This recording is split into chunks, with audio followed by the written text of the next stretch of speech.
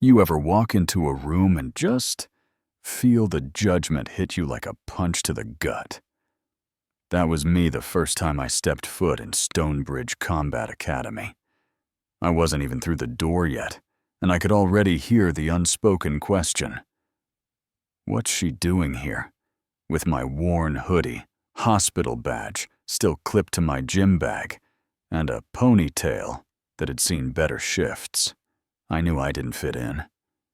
But I showed up anyway. Now Chase Morgan, he spotted me right away. Ex-MMA fighter black belt ran the place like a private club for the rich and ripped. He gave me this look, half amused, half annoyed, then called out loud enough for everyone to hear. "You here for the cardio class, sweetheart?" I said, "Nah, Jiu-Jitsu, trial class." You could practically feel the room roll its eyes. A girl named Amanda chuckled under her breath, something like, "Security guards think they're Rambo now." I didn't say anything. I just stepped on the mat and got ready. And man, Chase loved having a new target. Used me for every demo. Every throw a little harder than necessary. Every takedown with a smug explanation to the class.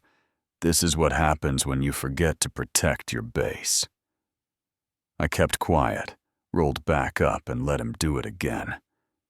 It wasn't just him either. Amanda filmed the whole thing, probably already thinking about what song to use for the TikTok. When I got home that night, I sat on my floor, took off my shoes, and pulled out a silver ring I hadn't worn in years. It said justice. Used to mean something. Back when I was teaching tactical defense. Before the investigation. Before the agency hung me out to dry. But I wasn't done. Not yet. I showed up the next day. And the next. Didn't talk much, just trained, practiced, observed. By the end of the week, they pushed me into the women's beginner class. Basically exile with extra pink. Amanda was in charge there too, acting like she invented the guard pass. I didn't correct her mistakes. Not at first. But one day, she was fumbling a transition and instinct kicked in. I offered a soft, "If you shift your weight here," she exploded.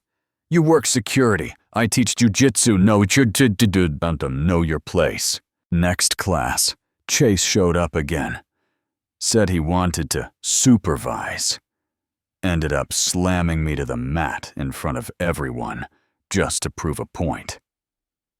The air went out of the room, but the message was loud and clear, "Stay down." Thing is, I don't stay down. That night I trained like something had cracked open inside me. I went through every technique I hadn't used in years. Moves I learned back when I was teaching people how to survive real violence, not win trophies.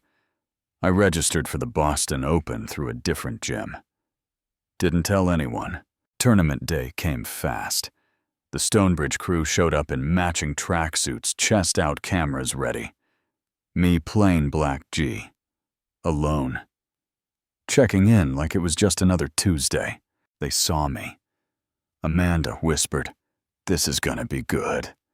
Chase just laughed. But that laugh faded quick. First match, I submitted a purple belt in under 30 seconds. Second match, even faster. By the time I hit semifinals, the bracket lined me up with Chase himself. Now picture this crowd buzzing phones out, Chase doing his usual flexing for the cameras. I just tightened my belt, took a breath, and stepped onto the mat. We slapped hands. He leaned in, said, "Time to put the security guard in her place." I didn't answer. He lunged.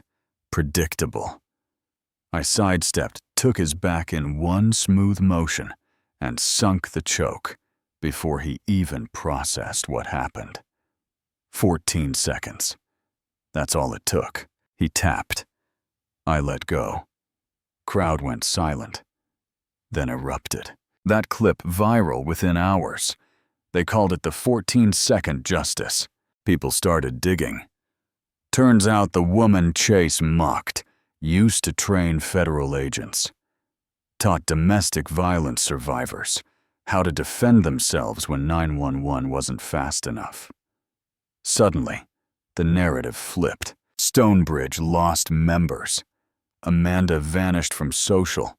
Other women started coming forward about Chase, how he used intimidation to control and humiliate. The gym suspended him within 48 hours. Whole place unraveled. And me, I didn't stick around to watch it burn. I started teaching out of the basement of a community clinic in Dorchester. First it was nurses, then guards, then veterans, then moms. People who didn't care about belts or brands, just wanted to feel safe.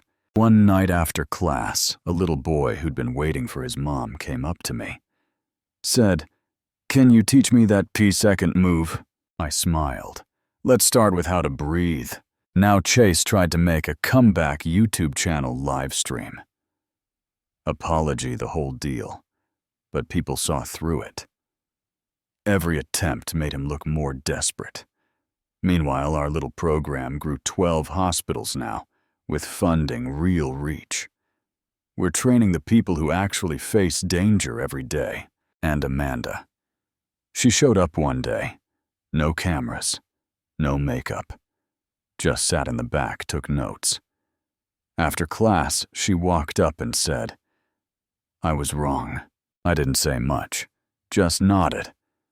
Told her, "Then keep learning."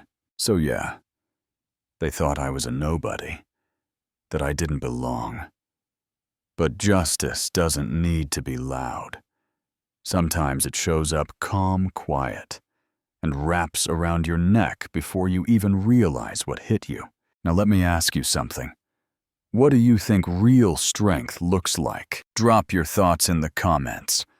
Let's talk justice power and how easy it is to underestimate the quiet ones.